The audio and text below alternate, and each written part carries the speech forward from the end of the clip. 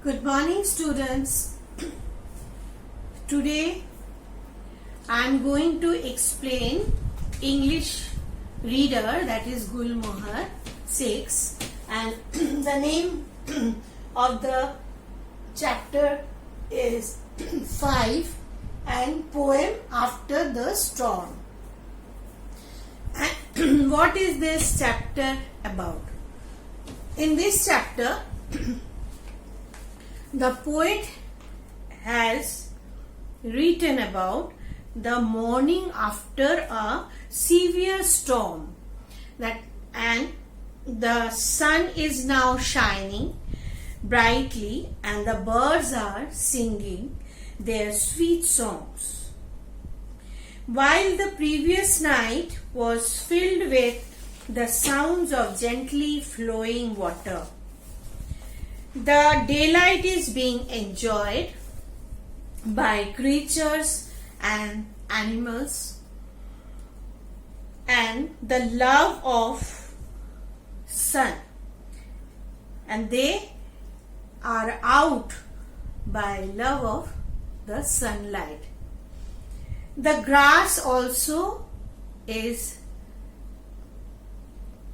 bright and it is sparkling because of the touch of the water, and the hare raises a mist as she races across the wet earth. And this poem is written by William Wordsworth, and William Wordsworth was a famous poet who wrote about the nature. He loved the nature very much, and he most of the time wrote poems about the nature. And then वो क्या करते थे, बहुत nature को love करते थे और nature के बारे में ही वो पोएम्स ज्यादातर लिखते थे. एंड वो ऐसे पोएम्स में उनको नेचर को डिस्क्राइब करते थे कि हम जब पढ़ते हैं हमको क्या लगता है कि हम नेचर के पास में चले गए और बहुत पास में से हम नेचर को फील कर रहे हैं. तो उनकी और ये भी था कि जैसे हमको क्या होता है, फिर नेचर के साथ में एक डीप कनेक्शन बनता है, उन नेचर और हमारे बीच में एक कनेक्शन बनता है. Now I will read the first stanza, that is, there was a roaring in the wind all night, the rain came heavily and fell into floods, but the sun is rising calm and bright, the birds are singing in the distant woods, over his own sweet voice the stock dove broods, the jay makes answer as the magpie chatters, and all the air is filled with pleasant noise of waters. Now, the first line. There was a roaring in the wind all night. रात भर बहुत जोर से क्या हुआ, storm आया, तूफान आया. इसलिए क्या हुआ, बहुत ज्यादा आवाज था. किस चीज का, हवा का आवाज, एयर का और लाइटनिंग की आवाज. So there was a roaring. Roaring means बहुत ज्यादा आवाज होना. In the wind all night, रात भर हवा में बहुत, हवा तेजी से बह रहा था, and that's why there was a roaring sound of wind. Then the rain came heavily and fell into floods. And after the wind, what happened? The rain came heavily. बहुत ज्यादा, बहुत जोर से रेन हुआ, बारिश हुआ. उसके बाद क्या हुआ कि फ्लड जैसा पानी भर गया. हम क्या देखते हैं, what we see when there is heavy rain, after the rain every water bodies and the roads are also drowned with water. पानी भर जाता है और रोड भर जाता है, कभी कभी जितने भी गड्ढे होते हैं वो भर जाते हैं। तो क्या होता है, सब कुछ बारिश होने के बाद में या तूफान आने के बाद में सब कुछ पानी से भर जाता है, तो फ्लड जैसा हालात बन जाता है। So what the poet is describing और telling, the rain came heavily and fell into floods. Now the third line, but the sun is rising calm and bright, and after that night, the next morning, the sun comes out, cloud is clear now, the sun came out, and it was a very bright day, bright morning. And क्या हुआ, सुबह जब cloud हट गया, storm खत्म हो गया, तो अगले दिन सुबह क्या हुआ, बहुत अच्छे से सनराइज हुआ और बहुत ब्राइट मॉर्निंग था। सनराइज बहुत ब्राइट था और बहुत शांत एक वातावरण था। मतलब क्योंकि एक तूफान आने के बाद में क्या होता है, एक तूफान के बाद एक शांत एटमॉस्फेयर हो जाता है। So then the sun is rising calm and bright. तो बहुत ज्यादा सन ब्राइट था क्योंकि बादल हट गया, सब बारिश होके स्टॉर्म होके खत्म हो गया। एंड उसके बाद the morning was very beautiful, it was very bright sunlight, and then also it was very calm, एक शांत एटमॉस्फियर बना। Then the birds are singing in the distant woods. And morning में क्या होता है, जब सनराइज होता है तब क्या हम देखते हैं कि birds, different types of birds, वो क्या करते हैं, अपने जैसे बर्ड्स की ची ची की आवाज आने लगती है, चहचहाट होती है। And then the poet is what he is thinking कि the birds are singing.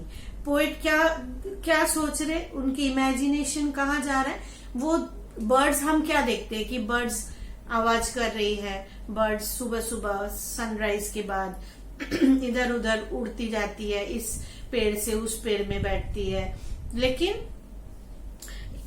और इनको नेचर से पोएट को इतना प्यार था कि वो इस चीज को इमेजिन कर रहे हैं कि बर्ड्स गाना गा रहे हैं, दे आर सिंगिंग सॉन्ग्स, इतनी मीठी आवाज से बोल रहे हैं, जैसा लग रहा है वो गाना गा रहे हैं। Okay, and in the distant woods, जैसे दूर से कहीं जंगल से भी आवाज आ रही है कि चिड़िया की आवाज। ओके, तो चिड़िया कहाँ एक जगह थोड़ी रुकती है, इस जगह उस जगह, इस पेड़ उस पेड़, दूर में चली जाती है, फिर उधर से भी आवाज आ रही है। So the birds are singing in the distant woods, जो दूर की जो वुड्स है, फॉर जंगल है, वहां से भी बर्ड्स की आवाज आ रही है। बट वो आवाज पोएट को क्या लग रहा है कि वो गाना गा रहे, they are singing. Over his own sweet voice, the stork dove broods, and the voice of the birds are very sweet because they are chattering, and this stork dove is a type of bird. These are the types of birds: stork dove, and then jay, magpie. ये सब क्या है, different types of birds है। And then और breeds क्या होता है, breeds ये होता है जब कोई बर्ड अपने एग के ऊपर बैठ के हैच करता है, उसको क्या बोलते हैं, ब्रूड। ओके, सो मतलब अगले दिन सुबह जब सनराइज होती है तब सब अपना अपना जो काम है उसमें बिजी हो जाते हैं, बर्ड्स बोलो, एनिमल बोलो, सब। और बर्ड्स क्या कर रहे हैं, गाना गा रहे, इधर उधर घूम रहे, उड़ के जा रहे, इस पेड़ में बैठ रहे, उस पेड़ में बैठ रहे। और जिन बर्ड्स को अपने एग को हैच करना है वो भी अपने एग के ऊपर बैठ के हैच कर रहा है। ओके, ताकि वहां उसमें से उसके बच्चे निकल पाए। Then the jay makes answer as the magpie chatters. Or magpie is also a type of bird and jay is also a type of bird. And as if they are chattering, the birds are chattering, and the poet imagines that the magpie, they are asking something, they are telling something, and the other type of bird, that is jay, they are answering their questions. That means ये जो magpie है वो अपने आवाज कर रहे, चे चे चे कर रहे, आवाज आ रहा है। तो ऐसा पोएट इमेजिन कर रहे हैं कि वो क्या कर रहा है कि उसका जो मैगपाई है वो कुछ पूछ रहे हैं, वो कुछ बोल रहे, और उसका जवाब कौन दे रहा है? जे। ये जे भी एक टाइप का बर्ड है, वो क्या कर रहे हैं? उसका जवाब दे रहा है। Okay, then and all the air is filled with pleasant noise of waters. And और साथ में क्या हो रहा है? अगले दिन की जितनी भी बारिश हुई उसकी पानी भरा हुआ है, और पानी क्या कर रहा है? बह रहा है। जितने भी वाटर बॉडीज, मैंने क्या बोला था, जो वाटर बॉडीज है, what are the water bodies? जैसे पॉन्ड है, लेक्स है, रिवर्स है, तो all are filled with water, सब पानी से भरा हुआ है। और जो पानी से भर गया है तो क्या कर रहा है? उसमें से जो पानी जेंटली धीरे धीरे बह रहा है, तो उसकी बहुत स्वीट साउंड आ रहा है। जो पानी का आवाज हमने सुना, जो पानी बहता है तो क्या होता है? धीरे धीरे उसकी हल्की सी आवाज आती है, slight sound comes from it, and then the pleasant noise of waters are coming. And why these waters, the word waters is used. हम कभी waters यूज नहीं करते, water बोलते हैं। water means कोई भी water, तो हम यहाँ पे waters क्यों यूज कर रहे हैं? That why the poet is using waters, that means it is that means all water bodies, the ponds, the rivers, the lakes, all. Okay, and this is filled with water. जब बारिश हुआ पूरा पानी से भर गया, तो इतना पानी हो गया तो क्या होगा इसके लिए? फिर पानी जब भर गया तो पानी धीरे धीरे बह के जाएगा, पानी एक जगह पे रुकता नहीं है। फिर वो जब बह के जाएगा धीरे हल्का सा साउंड आएगा। तो that the poet has used the word waters. Okay, so what we have seen that there was a heavy storm at night. Okay, रात को बहुत बारिश हुई, बहुत तूफान आया। Then the wind was blowing heavily, and all night there was a roaring sound of the wind. बहुत जोर से जो विंड बह रहा था उसकी साउंड आ रहा था। उसके बाद जो चारों तरफ पानी भर गया, क्योंकि the storm was very heavy, बहुत ज्यादा बारिश हुई, चारों तरफ पानी हो गया, एंड सब कुछ पानी भर गया। एंड देन अगले दिन नेक्स्ट मॉर्निंग क्या हुआ? फिर से सनराइज हुआ। सनराइज होने के बाद में क्या हुआ? Naturally the sun was very bright, and then it was also calm. That means after this storm the atmosphere was very calm. Storm के बाद में क्या होता है? एटमोस्फियर वो शांत वातावरण हुआ। उसके बाद में क्या हुआ?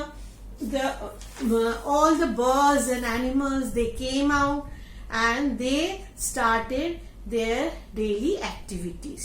Okay, उनकी रोज की जो काम है, रोज की जो एक्टिविटीज है, वो उनकी शुरू हो गई। and birds are chattering in the distant trees and plants, and they are flying from one tree to another, and then they are all chattering, and the poet loves the nature. Poet ये nature को इतना ज्यादा प्यार करते थे, उनको हर चीज में उनको जो जैसे ये बर्ड्स की आवाज में उनको लग रहा था कि ये लोग गाना गा रहे हैं, और ये भी है वो जब चैटर कर रहे हैं ऐसा भी लग रहा था एक दूसरे से बात कर रहे हैं। देन तो ये क्या हुआ, उनके ऐसा मतलब वो ऐसे इमेजिन कर रहे थे। Then there were different types of birds like stork dove, jay, magpie, okay, and उनकी एक्टिविटी ऐसी थी कि वो लोग आवाज कर रहे थे, गाना गा रहे थे, एक दूसरे को आंसर कर रहे थे, कोई क्वेश्चन कर रहा है, कोई आंसर कर रहा है, ऐसा। then and then the air, the next morning, the next day, the air is filled with noise of waters। क्यों? क्योंकि पानी भर गया था और साथ में वो सब उसमें ये लोग पानी की आवाज धीरे धीरे हल्का सा जो soft sound of water was coming। okay, then it is the end of the first stanza। and now who was this poet? William Wordsworth. He was a poet who loved the nature, and he wrote most of his poems about the nature. And when we read the poems, and we can feel the nature, and ऐसा भी लगता है कि हम nature के साथ अच्छे से कनेक्ट हो पा रहे हैं। Now I will explain the second stanza. That is, all things that love the sun are out of doors. The sky rejoices in the morning's birth. The grass bright with raindrops. On the moors, the hare is running races in her milk, and with her feet she from the plushy earth raises a mist, glittering in the sun, runs with her all the way wherever she doth run. In the first stanza, the poet explained about the nature and the birds, and in second stanza, he tried to explain what the others were doing in the morning when the sun rose। जब बहुत अच्छा से sunrise हुआ next day सुबह, तब कैसे कैसे birds छोड़ के और भी सब लोग कैसे एंजॉय कर रहे थे नेचर को। How all the animals and birds, they were enjoying the nature। Then all things that love the sun are out of doors। That means the animals, the people, the birds, everyone who were inside the doors when it was raining, they all went out in the next morning। जब अगले दिन सुबह धूप निकला, sunrise हुआ, तो सब लोग बाहर आ गए। They all came out of their doors। And the sky rejoices in the morning's birth। और स्काई एकदम ब्राइट था, सनलाइट से भरा हुआ था, और कैसा लग रहा था कि स्काई का एक रीबर्थ हुआ, नया जन्म हुआ। क्योंकि last day it was a severe storm, and then the next morning जब सनराइज हुआ, तब क्या हुआ, तब ऐसा लग रहा था कि स्काई ने भी नया बर्थ ले लिया, नया रीबर्थ ले लिया, नया जन्म ले लिया। Then the grass bright with raindrops। जब बारिश होता है तो उसके बाद में क्या होता है, सब जितने भी ट्रीज है, प्लांट्स है, ग्रास है, सब ग्रीन हो जाता है। उसके वो साफ भी हो जाता है और उसमें एक चमक आ जाता है. Okay, and when after the rain what we see, the grass, the plants, the trees, everything become so bright and green. Okay, and as if they are very happy with the water, touch of the water. जो पानी का जो स्पर्श है उससे वो लोग बहुत खुश हो जाते हैं, ऐसा लगता है. And it is the feeling of the poet that they all were very happy. बहुत खुश थे क्योंकि बारिश हुआ, सब कुछ ग्रीन हो गया और सब कुछ चमकने लग गया, जैसे उनके अंदर खुशी भर गया. Then the hare is running races in her meat. Meat means joys, happiness, and hare means खरगोश. तो उसने क्या किया, बहुत खुश था. He was very happy and he was running here and there in happiness, in joys. And with her, on the moors, where he was running on the moors. And what is this moor? Moor is the plain open land. Okay, and sometimes it is muddy and sometimes some kinds of plants and grasses, beautiful grasses and plants are grown there. जहाँ पे बहुत कभी-कभी अच्छा सुंदर सा grass होता है और ये खुला सा एक मतलब एरिया जो ग्राउंड होता है, वहां पे क्या कर रहा था, ये दौड़ रहा था, घूम रहा था. Who? The hare.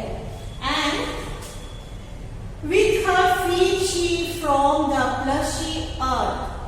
Plushy means the plushy means the pools or puddles of water.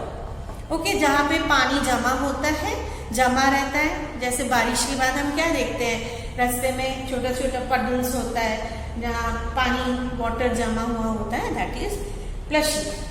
And this they run from here and there, and they sometimes their legs fell into the plushy ground. Okay, then what happens, उनके पैर जो आता है ये plushie area में, तो plushie अर्थ में, तो क्या होता है साथ में उनके जो वहां की जो पानी है वो बाहर आता है, एकदम बाहर निकलता है, उसके ड्रॉपलेट्स बाहर आता है. And then raises some mist glittering in the sun. और उसकी जो छांटे बाहर आते हैं वो क्या होता है, सन रेज बहुत ज्यादा होता है तो उसमें वो क्या होता है, उसमें चमकने लगता है, ग्लिटर होने लगता है. ओके, ग्लिटर मीन्स चमकना, glittering in the sun. And there is bright sunlight, and when the water drops they come out from there, and it looks like a mist. एक क्लाउडी जैसा हो जाता है पानी का और उसमें से छांटे दिखते हैं, वाटर ड्रॉप्स दिखते हैं. And these water drops always are they glitter, that means sunrise fall on them, and इसलिए वो चमकने लगता है. Runs with her all the way wherever she doth run. And doth means does. It is the old word of does, and it is mostly used in poems. Okay, and that is does is not written in the place of does. Doth is used, D-O-T-H. Meaning is the same. Doth, does. Doth and does. Then, and wherever the hare is going, this type of glittering mist is formed. That is, उनके जो ये mist जो form हो रहा है, चमकता हुआ ये क्लाउड जैसा, वो जब कहीं पे भी जा रहा है, कहीं पे भी भागते हुए जा रहा है, उसके पैर लग के पानी ऊपर आ रहा है, पडल में से पानी बाहर आ रहा है, उसके छांटे ऐसे लग रहे हैं कि जैसे वो एक क्लाउड जैसा बन गया, मिस्ट बन गया। और वो मिस्ट क्या होता है कि बहुत ज्यादा ग्लिटर कर रहा है, चमक रहा है। Okay, so this stanza is about the hair. Okay, in first stanza we have seen that how the birds were enjoying the day after the rain, and then how the hair is enjoying.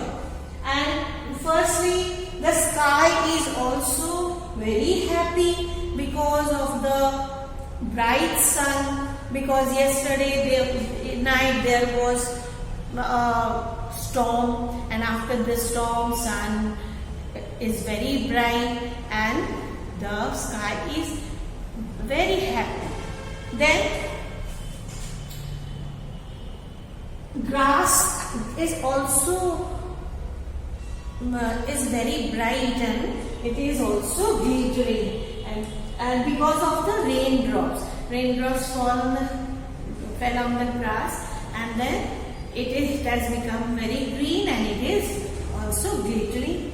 And also the hare is enjoying, and hare is running here and there. His leg is sometimes it is in the plushy mud, plushy earth, and मिट्टी में, और जहाँ पे पडल है उस पे पड़ रहा है, पानी उछल रहा है, पानी के छांटे जैसे मिस्ट जैसा बन रहा है, और कहीं पे भी जा रहा है ये जो सेम चीज होता जा रहा है, मिस्ट बनता जा रहा है. सो what is the we have learned and understood what is the meaning of this poem, and it is about the nature only. And the poet, he loved the nature. We can see from this poem, when we read and understand the poem, we can see that how the poet enjoys the nature, loves the nature, and he is describing the nature also. And in this, what is the summary then? Summary is that the poet William Wordsworth, he loves the nature, and always he writes about the nature. He wrote about the nature, and then it is about a storm which happened the whole night, and after the storm, when it is a sunny morning and birds, people and hare, animals, everyone is having fun. Plants are very happy, okay, with the touch of the water. उनके पानी के जो touch है उससे plants भी बहुत खुश हैं. और वर्ड्सवर्थ क्या करते थे? He wrote various aspects of nature that we can appreciate the nature. And after reading that, हम उसको पढ़ के हम नेचर को बहुत नेचर से प्यार कर सकते हैं.